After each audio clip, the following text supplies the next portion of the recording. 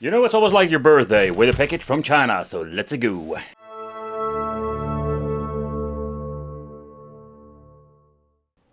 It's absolutely a great time that we're living in because we're having so many cool devices coming out now. And this particular one I was really intrigued by because of the specifications and the price you're paying for it.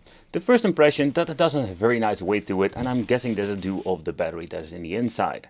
So the configuration is different of all the other ones. Think about the R35S or the R36S, but it does have some similarities. So let's do a quick overview, but before we're going to do that, let's do a quick look inside of the box. What are we going to just actually having for accessories? First of all, it comes with a decent normal Type-C connection cable. Of course, the deluxe mini toilet paper. Yep, that is something new, but a quick explanation how you need to navigate through the menu. For example, what the G button is for, and call out PSP emulator, or nevertheless what you can do when it comes to the Sega Saturn, it seems to be, and some other key features. So read through it because there is some information on it you should just check out. It comes with some cleaning wipes and even a screen protector. That is something that is not common, to be honest. Some of the devices already had been implemented, but I wish it just like slapped it on there. But pretty damn cool. I'm not going to do this because I'm always messing these things up, and maybe I'll do it later on. Maybe I can make a separate video about it. But yeah. Yeah, when I ordered it, I made one mistake ordering the white color. Oh, by the way, and there's nothing wrong with white color, but the thing is, I wanted to have the purple, because they have this gray color, white, and the purple version. And the purple version looks really cool. Give me some GameCube vibes, but yeah, it's a personal thing. Take consideration that you do have some pretty damn awesome colors. So the display is 64/480, and yeah, this is absolutely great for certain kind of games. Where most of the devices, when it comes to the form factor, are not really comfortable, this is in my opinion the right size. Also, the form factor is completely different than the previous models we've reviewed here. I mean, when looking at the bottom part, here we can even see that there are different like round shapes going on, and it will give you an extra thing when it comes to like being more comfortable than the previous models I've reviewed here on the channel. That also includes when it comes to minor details. First of all, when you're looking at the back over here, we find this very nice edge, but it is very interesting because you can just leave your hands underneath and we're having like a more comfortable situation going on. But when it comes to the aesthetic parts, also here we can find all kinds of new things. For example, we're having these tiny edges over here. It doesn't have any function so far I know, but it looks kind of cool, to be honest. Then at the front we're going to give a very strange looking D-pad, but I must say that I'm very pleased with this. So first of all, when you're looking at the way how it looks, it does have a very nice angle, and if you just want to, like say, move around, it's very comfortable. And I was very surprised. I think it's similar to the PlayStation 4 controllers back in the day. But also the touch itself, it has a very nice, let's say, overall resistance and a very nice feedback. But how is it with fighting games? Sometimes we do have like a mix of performance when it comes to shooters or fighting games, but also with the fighting games we have an amazing overall performance. The D-pad is absolutely very pleasant to play. And if you're going to check out how it is with the D-pad in combination with the back buttons, it's absolutely amazing. Next up, let's take a close look at some D-pad action when it comes to games like Contra. And I can tell you to my surprise, beside that it feels quite nice, this is absolutely amazing D-pad for games like these. And I must say that I'm very pleasantly surprised by it. Not only the feel, but also the overall performance is not bad at all. At the bottom we're going to have two joysticks, and they're similar to the Nintendo Switch. And yep, they have also the click underneath. But how about the ABXY button? Because here we do have some differences when it comes to different devices. So first of all, it does got, let's say, a very nice, let's say, short travel, but a nice click underneath. But if you want to use them, they are very comfortable, and this is due of the, let's say, distance between them, but also the way how it looks when it comes to the top part. Because if you're having more of the Nintendo Switch buttons, they are pretty damn awful, but this feels just very nice if you just want to play your games. With this XU10 we do have select and start in the middle, and it's absolutely in great position. It does have a very nice touch to it, with some of the devices that I've reviewed before having micro switches underneath, where I'm personally not a big fan of.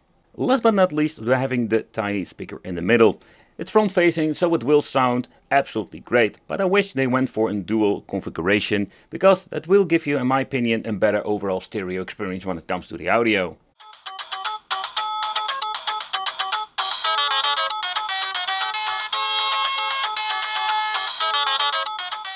But first, let's remove the screen protector.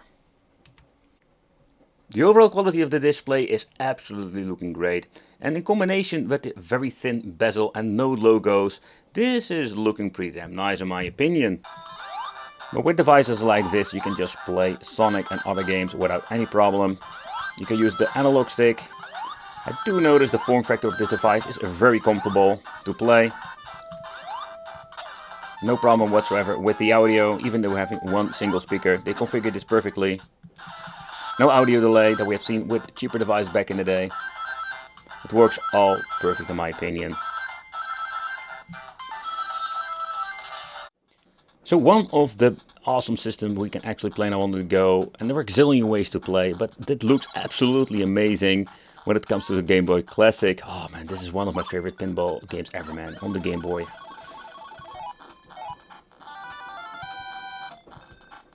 The same goes with Tailgater, another cool game to play. You should check it out. But I never can get into the second stage. It's such a pain in the ass, come on. Oh.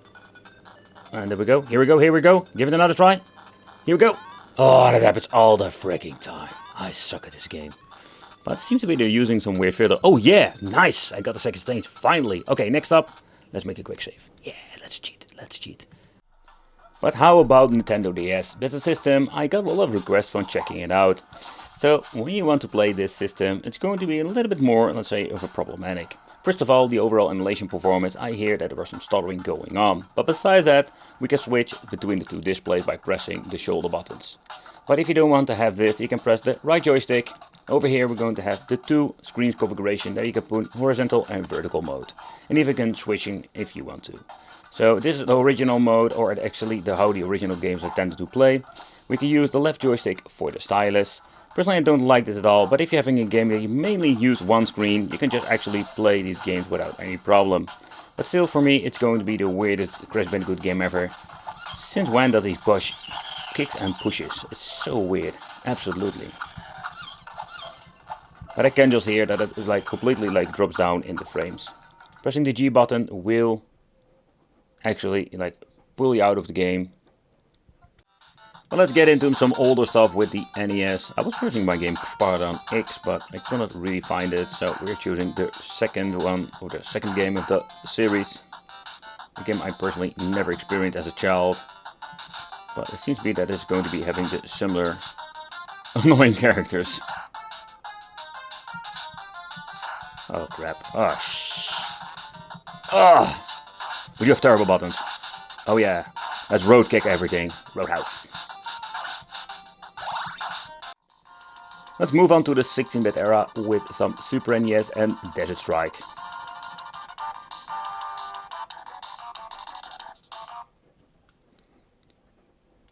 But also, this looks absolutely amazing. No weird things going on.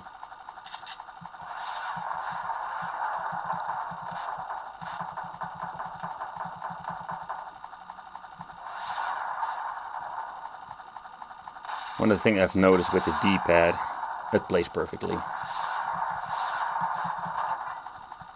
So where we can start tinkering with the N64 emulator, we're not going to get better overall results. So one of the games I love to play is Blast Corps and many others like GoldenEye, the games I grew up with. But when it comes to the N64 part, it's not running that great in my opinion. And that is just a general problem with these cheaper devices. In my opinion, they should add a couple of them that run decent enough to enjoy. Or just like skip all of the N64 games. Because let's be honest, this is just unplayable if you're going to be starting the game and it just stutters like crazy. Let's get into the gameplay and I will show you what you're having with a cheap device like this. Some parts are playable, but I can tell you when it's going to be very crowded and a lot of stuff going on. It's going to be sounding absolutely horrible and having a really bad overall experience when it comes to the frames per second. And this is the same, especially with the more demanding games, including GoldenEye and all the other ones. But let's move on into the PlayStation part. And the major problem I'm always facing with these things, that we don't have a freaking background audio. They're leaving them out to save some, let's say storage capacity. But a little bit bummer, because now it's absolutely like a soulless game in my opinion. Because the The music of Ridge Racer was so freaking epic. But when it comes also to display resolution and this particular games or the PlayStation system, it's absolutely everything but game over. Because this is freaking awesome. Alright, so next up, let's try some PlayStation Portable. And for the people who watch a lot of these videos, you know this is not going to be working like it should be. And that's why we're going to see a lot of these cheaper devices. We have some two-dimensional games that run just fine. Give an example, let's load up the save point that we had, and oh boy, it's going to be looking really bad. Look at this. It's absolutely like horrendous. Every setting has been set to like low or whatsoever. And this is absolutely not the way how you actually want to enjoy some PlayStation Portable with some God of War. Besides also having not the right resolution of display, because we're having two black bars at bottom and top. You can see also weird things going on, and this is absolutely not the way how you want to play it. They basically like squeezed everything out of the chipset in combination with the PP emulator. It's quite fascinating to see it actually running at a decent frame rate, but this is not the way how you want to play. One of the games I love to also play, besides Sonic, is the Metal Slug, the Neo Geo Pocket versions. And this is so much fun and absolutely a blast to the past. And they look absolutely amazing on this device.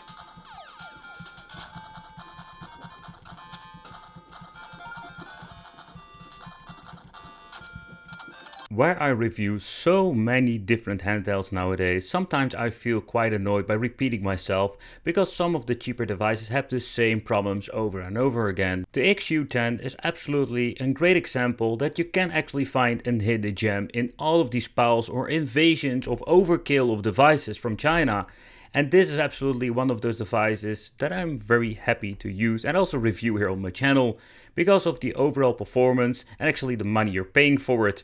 Of course, if you're going to have more power in the future, yeah, maybe we're going to have a bigger price tag. And that's the question, is that really worth it? In my opinion, they should remove everything that doesn't run and don't like promise things that they're not true.